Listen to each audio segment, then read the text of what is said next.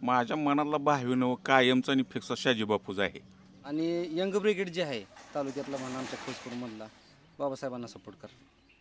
गद्दार वगैरे हे शब्द राजकीय दृष्ट्या ठीक आहेत, परंतु बापूंनी जर गद्दारी केली नसती तर तालुक्याचा विकास आज अखेर झाला नसता. बाबासाहेब देशमुख म्हणजे आता ती तरुण आहेत त्याचबरोबर कुठल्याही पक्ष म्हणजे ना भाजप ना शिवसेना एक स्वतंत्र शेतकरी कामगार पक्ष कुठल्याही वर सत्तेत नाही. गोरगरिबासाठी चांगला म्हणून तो आम्ही चॉईस करतो. बरोबर. आता ही फड भरलाय पैलवान रंगात आल्यात पण कुस्ती कोणाची नेमती त्याच्यानंतर निर्णय लागला तो. पीक विमा जळीत अमकं तमकं ह्या गोष्टी सगळ्या मिळालेल्या आहेत त्या, आणि हे फक्त सत्ताधारी आमदार असेल तरच मिळू शकतो हे माझं ठाम मत आहे. कारण जेल जीवनचं काम तेव्हा तक्रार झाल्या 353 गुन्हा दाखल झालं 22 जणांवर खोजपुरात. कोणत्याही पक्षाचा आमदार होऊ द्या किंवा कोणीही होता, तो सत्तेच्या जवळचा असावा तरच विकास होऊ शकतो. समस्या भरपूर आहेत. टक्केवारीशिवाय कुठलं काम होत नाही. कुठलं एखादं काम जरी घेऊन गेलं तरी अगोदर टक्केवारीच मागितली जाते.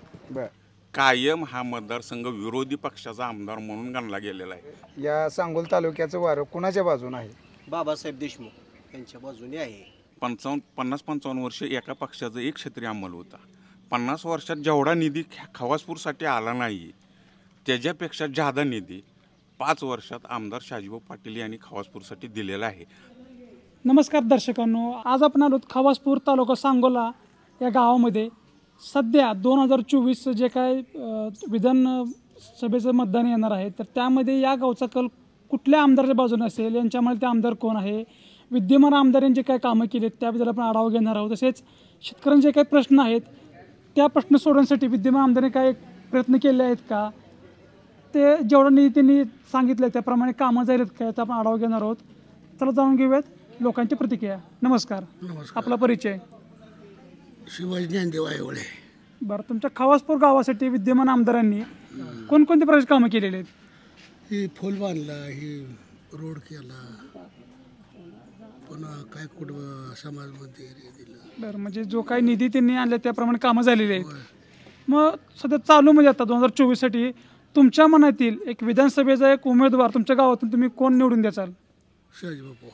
शाजीभाऊ पाटलांना तुम्ही निवडून देणार आहे. मग आता बाकीचे बरेच लोक म्हणतात की शेकापचे जे बाबासाहेब देशमुख आहेत यांना आम्ही मतदान करणार आहे, त्यांना आम्ही भावी आमदार करणार आहे, तर त्याबद्दल तुम्ही काय सांगू शकता? काय सगळ्याच मानवर आमचं काय आपलं. बरं, मग तुमच्या गावामध्ये एकूण मतदान किती आहे? तसं मत आम्हाला माहीत नाही. तसं नाही, 3000 आहे. 3000 आहे. मग त्यातलं एक 50% मतदान होईल का शाजीबापूंना?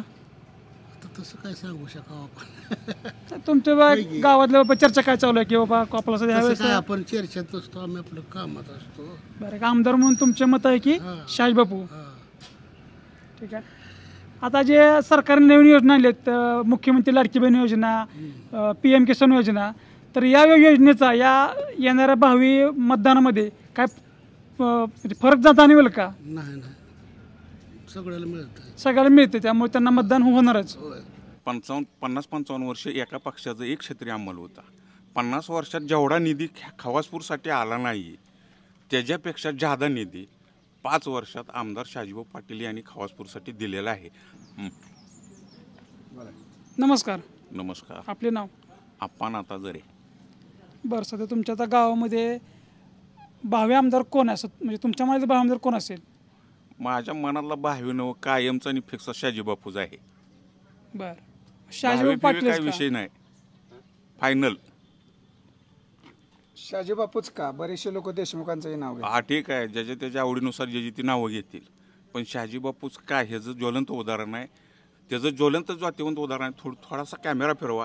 हे जे बांधकाम, हे रस्त्याचं काम चालू आहे ते त्यांच्या प्रयत्नातूनच आलेलं आहे. नदीवरचा पूल हे काम असे, आणि 50 वर्षात वाडी वस्तीवर 1 किलोमीटरसुद्धा डांबरीकरणाचा रस्ता नव्हता. त्यांच्या 5 वर्षा काळात किमान 15 किलोमीटर डांबरी रस्ता झालेला आहे.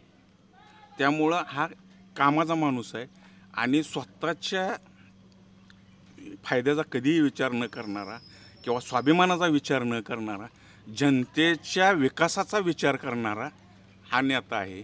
आणि दुसरी गोष्ट, गद्दार वगैरे हे शब्द राजकीय दृष्ट्या ठीक आहेत, परंतु बापूंनी जर गद्दारी केली नसती तर तालुक्याचा विकास आज अखेर झाला नसता आणि त्याचा फायदा जनतेला झाला नसता. त्यांना झाला ना झाला त्यांना माहिती, पण जनतेला ह्या गोष्टीचा फायदा झालेला आहे. ही वस्तुस्थिती आहे. बरोबर आहे. म्हणजेच की त्याने सत्ता पक्षात गेल्यामुळे एवढा विकास झालेला आहे. आजपर्यंत सांगोला विधानसभा मतदारसंघाचं वैशिष्ट्य अपवादात्मक सोडून कायम हा मतदारसंघ विरोधी पक्षाचा आमदार म्हणून गणला गेलेला आहे. त्यामुळं विकासाला बरं निसर्गाचा नियम आहे, आतापर्यंतच्या सगळ्या गोष्टीचा नियम आहे, ज्याच्या हातात सत्ता तो पार ससा तो पारदी, त्या म्हणीप्रमाणे त्या म्हणीचा प्रत्यय ह्या फक्त 5 वर्षांत म्हणण्यापेक्षा 2.5 वर्षात जादा आलेला आहे.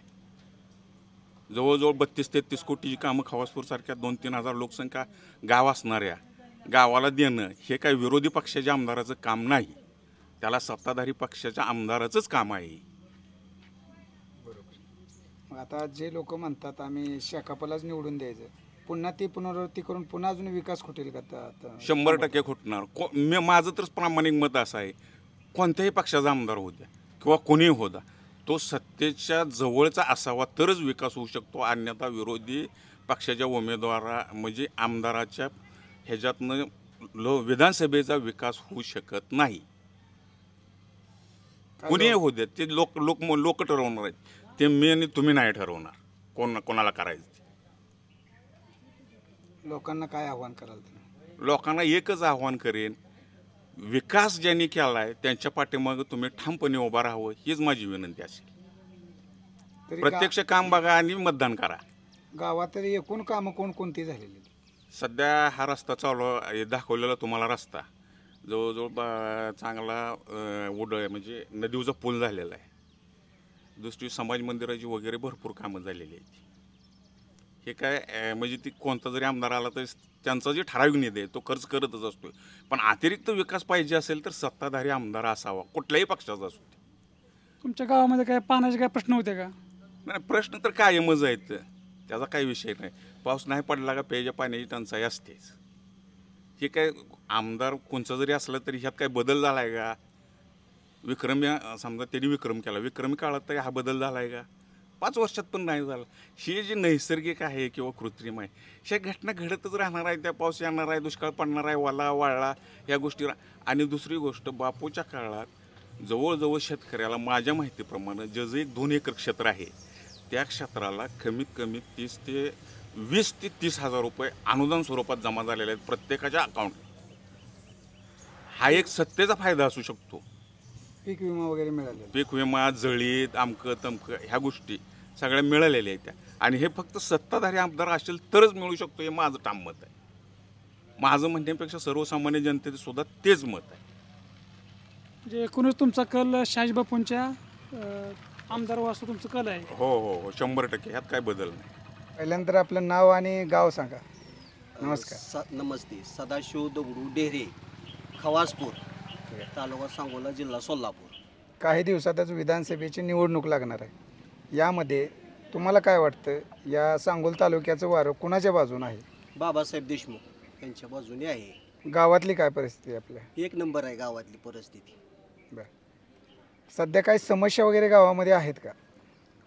समस्या भरपूर आहेत. टक्केवारीशिवाय कुठलं काम होत नाही. कुठलं एखादं काम जरी घेऊन गेलं तरी अगोदर टक्केवारीच मागितली जाते. बरं. त्यामुळं जरा थोडं बदल व्हावा ह्या बारीने. शहाजीबापूंच्या काळामध्ये आपल्या गावामध्ये कोणकोणती कामं झाली? कशाची कामं? सगळी टक्केवारीची कामं आहेत. एक सरळ काम कुठलं झालं नाही. पाईपलाईनीच्या कामासाठी गेलो, तक्रारी सगळ्या, सगळं चुकीची कामं सगळी झाली. एक सुद्धा सरळ झालं नाही. जलजीवनचं काम हे सगळं डुप्लिकेट कामं झाली, एकही सरळ काम झालेलं नाही. त्यामुळे तुमची पसंत बाबासाहेब देशमुख. ठीक आहे. पण शिंदे सरकारने लाडकी बहीण योजना वगैरे आणलेली आहे, तिची काय महागवयाची बारी आली, घरोघर भांडण लागलं त्या पैशा पायात. कसं? अहो काय ग, सरळ लावी गणित, पैशाचं कुठलं सरळ काम नाही शिंद्याचं. आमचंच घ्यायचं ना आम्हाला द्यायचं, दुसरं काय आहे तेव्हा. त्याची कुठलं त्यांचं कुठलं 140 रुपये किलो तेल, कुठलं सगळ्या किमती वाढल्या, एकही सरळ काम नाही. त्यामुळे जरा थोडं बदल व्हावा, सरकार बदलून यावं. तुम्हाला महाराष्ट्र सरकारमध्ये कोणता बदल आवडेल? म्हणजे महायुती यायला पाहिजे का महाविकास आघाडी? पवाराचं सरकार हे पाहिलंय. महाविकास आघाडी. महाविकास आघाडी. ठीक. नमस्कार. नाव आपलं? नमस्ते. नानासाहेब जरे, गाव खवास पवार.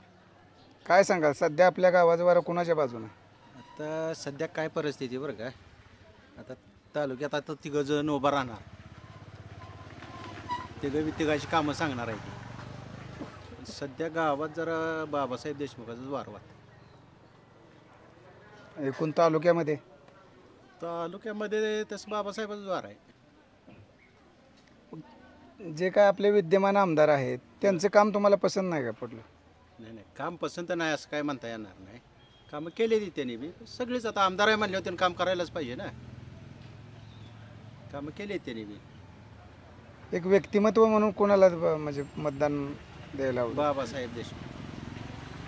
त्यांचं कसं आहे गावामध्ये त्यांचे म्हणजे येतात का होय, भेटी वगैरे असतात? लहानांपासून मोठ्यांपर्यंत सगळ्याच्या चौकशी, कोणाचं जरी काम घेऊन गेले तर ते सोडवण्याचा प्रयत्न करतात.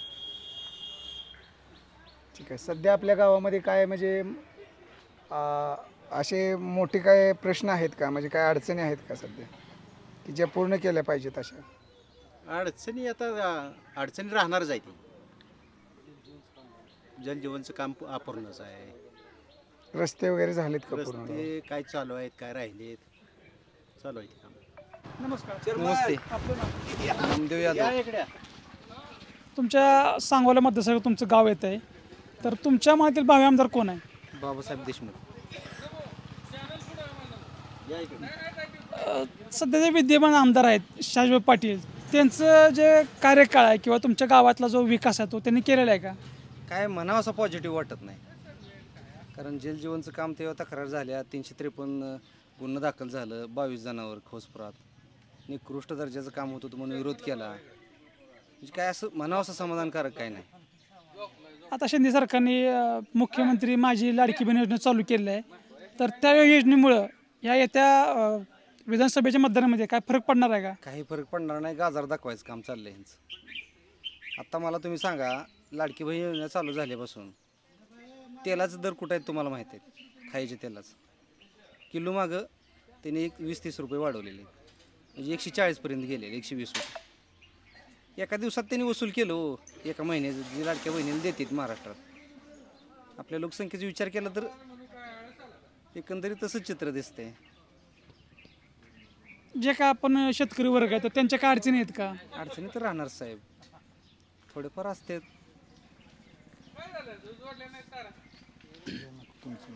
तुमचं मत काय की तुमच्या गावामधून जास्त लीड कोणाला मिळेल? बाबासाहेब देशमुखांना जास्त लीड. बाबासाहेब देशमुखच का? कारण ते सर्वसामान्य माणसांपर्यंत पोचतात आणि यंग ब्रिगेड जे आहे तालुक्यातला म्हणा, आमच्या खोसपूरमधला, बाबासाहेबांना सपोर्ट कर. नमस्कार. नमस्कार. आपलं नाव? आप्पा नामदेव जरे. काय म्हणतात सध्या गावात तुमचं आमदारकीचं इलेक्शन जवळ आलं आहे, कोणा साईड जास्त वार आहे? आता वार होय, आता ही फड भरलाय, पैलवान रंगात आल्यात, पण कुस्ती कोणाची नेमती त्याच्यानंतर निर्णय लागला तर काय. सध्या चर्चेमध्ये आहेत की शाहजीभाऊ पाटील उभारणार आहेत, शेकापचे बाबासाहेब देशमुख उभारणार आहेत. हो, दीपक आबावी राहणार आहे. हां, दीपक आबा साळुंकी पण उभा राहणार आहेत. मग तिघातलं कोण राहतंय कोण नाही त्याच्यावर ठरवलं काय तरी. जर शेकापच्या बाबासाहेब देशमुख उभारले आणि भाजपचे शिवसेनेकडून आपले शाहजीभाऊ उभारले तर तुमचं मत कोणाला असेल? आमचं मत ठरवू घ्या, अजून कोण राहतंय त्याच्यावर, लगेच अजून नाही. आमचं मत बाबासाहेबला असेल. देशमुखांना तुम्ही मतदान करणार? सध्या त्यांचं युवक म्हणजे युवा नेतृत्व चांगलं आहे, प्रत्येक गावाशी संपर्क आहे, तर याचा फायदा त्यांना मतदानामध्ये होईल का? होणार की, निश्चित होणार. बरं, विद्यमान आमदार जे आहेत त्यांनी तुमच्या गावासाठी कोणता निधी किंवा विकास कामावर तुमचे केलेत का? केले ती एकनाथ शिंदे दिल्यामुळे त्यांनी केले. पूर्वी ते आमदार होते तेव्हा काय केलं नाही. मी देणारा कोणतरी होतं म्हणून केलेत, करणारा त्याला त्यांनी मागडला आणलं इथं पत्र ठीक आहे, पण त्याने दिलं त्याचं कौतुक केलं पाहिजे. तर म्हणजे तुमचा एकूण कल देशमुखांच्या बाजूनच आहे. हो. लक्ष्मण पुजारी. नमस्ते. काय सांगाल इथं कसं आहे या सांगोला विधानसभेचे काय होईल वाटते तुम्हाला, कोणाच्या बाजूने निकाल लागेल? आत्ता काय आहे, उमेदवार अजून फायनल झाल्याशिवाय सांगता येत नाही. तरी सुद्धा आपण एक गृहीत धरून चालू, हां. जे मुख्य जे उमेदवार आहेत हां, ते देशमुख आणि आपले शाहजीभाऊ शाहजीभाऊ, पाटील. हो. तर यांच्यामध्ये लढत झाली तर कोण येईल वाटते? दोघात जर लढत झाली तर काटा लढत होईल. असं माझं मत आहे. व्यक्तिमत्व म्हणून कोणता आमदार सांगोल्यासाठी योग्य ठरेल? चांगलं आता व्यक्तिमत्व. व्यक्तिमत्व म्हटलं तर पर्सनली म्हटलं तर बाबासाहेब देशमुख म्हणजे आता ती तरुण आहेत त्याचबरोबर कुठल्याही पक्ष म्हणजे ना भाजप ना शिवसेना एक स्वतंत्र शेतकरी कामगार पक्ष एक कुठल्याही वर सत्तेत नाही. गोरगरिबासाठी चांगला म्हणून तो आम्ही चॉईस करतो. नमस्कार. नमस्कार. नमस्कार. आपले नाव? राजेंद्र जरे. काय म्हणतं तुमच्या गावात सध्या विधानसभेचं वारं कोणाच्या बाजूने आहे? उमेदवारच फायनल नाही तर कसं सांगायचं? असं चर्चा चालू आहे. शेकापचे बाबासाहेब देशमुख असतील, शिवसेनेकडून शाहजी पाटील असतील, तसेच साळुंकेसुद्धा उभं राहायचं म्हणतात. पण आपण धरून तर सध्या की शेकापचे बाबासाहेब देशमुख आणि शाहजी दोघं समोर उभं राहिलेत, तर तुमचं मत कोणाला असेल? शरद पवार सांगायला. तर मग महाविकास आघाडीतर्फे जो कोणी उमेद असेल त्याला तुम्ही मतदान करणार आहे. महाविकास आघाडीच का मग? प्रेम. म्हणजे तुमचं शरद पवार साहेबांवर जास्त प्रेम आहे. आता सध्या जे विद्यमान आमदार आहेत त्यांचं कसं तुमच्या गावामध्ये काय आहे? काम कसं चालू आहे? चांगला आहे. चांगलं आहे. त्यांना पुन्हा का तुम्ही संधी देत नाही? त्यांना पुन्हा संधी का नाही देत म्हणून? पवार साहेबावर प्रेम. नमस्कार. नमस्कार. आपले नाव? गौरीहर संदीप अंजारे. तुमच्या आता खवसपूर हे गाव आहे ते सांगोला मतदारसंघामध्ये येतं. हां. सध्या तुमच्या मनातील भावी आमदार कोण आहे? शहाजी बापू पाटील. बरं. शहाजी बापू पाटील हे विद्यमान आमदार आहेत. त्यांचं तुमच्या गावासाठी एक विकास काम कसे केले आहेत? भरपूर केले आहेत विकास कामं. कोणकोणत्या प्रकारची कामं केली आहेत? रस्ते केलेत, परत ना पूल नदीला दिला आहे, परत ना हे जर पाणी मंजूर करून आणले टेंबूचं गावाला, टेंबूमध्ये घेतले. म्हणजे शेतकऱ्यांचे जे काय अडचणी आहेत ते बऱ्यापैकी त्यांनी सोडवायचा प्रयत्न केलेला आहे. भरपूर केला आहे. तसं बरेच लोक म्हणतात की आम्ही शेकापाला मतदान करणार, स्वर्गीय आमदार गणपती देशमुख यांचा नातू आहेत बाबासाहेब देशमुख यांना मतदान करून त्यांना आम्ही आमदार करणार आहे. कसं आहे, जय त्याची पसंती जय त्याच्या ह्याच्यावर. तुमचं मत आहे की शाहजी पाटील? बापू. थोडं हां. नमस्कार. नमस्कार. काय सांगताय आपल्या गावामध्ये कुणाच्या बाजून मतदान जास्त होईल वाटतं? गावामध्ये आपल्या कोणाच्या बाजूने जास्त मतदान होईल किंवा सांगोल तालुक्याचा कोण आमदार होईल वाटतं? आमच्या गावामध्ये ह्या पंचवार्षिकला ज्याचं होईल त्या पुढच्या पंचवार्षिकला कमी होतं. खासदारकीला जे झालं ते ग्रामपंचायतीला विरोधात होतं. आमच्यात बदल होतो सारखा. म्हणजे प्रत्येक 5 वर्षाला तुम्ही बदल करतात. आता माणसं कटाळून जातात ना. म्हणजे गेल्या वेळेस शहाजी बापू आले म्हणल्यानंतर यावेळेस नवीन उमेदवाराला संधी. गेल्या वेळेस शहाजी बापू आलेत म्हणले, यावेळेस लिडिंग जे आमच्या गावातलं आहे ती राहत नाही कायम असं. बरं, कोण येईल वाटते तुम्हाला? पूर्ण सांगोल तालुक्यामध्ये कोण निवडून येईल वाटतं? आता उमेदवार कोण कोण उभं राहते त्याच्यावर आहे ना सगळं. तरी जरी आपण शहाजी बापू आणि देशमुख म्हणालो तरी तसं काय आता सांगता येत नाही. कारण काय, एकीकडं पैसा आहे, एकीकडं पाठबळ नाही चांगलं. तेच विचारतोय तुम्हाला काय वाटतं?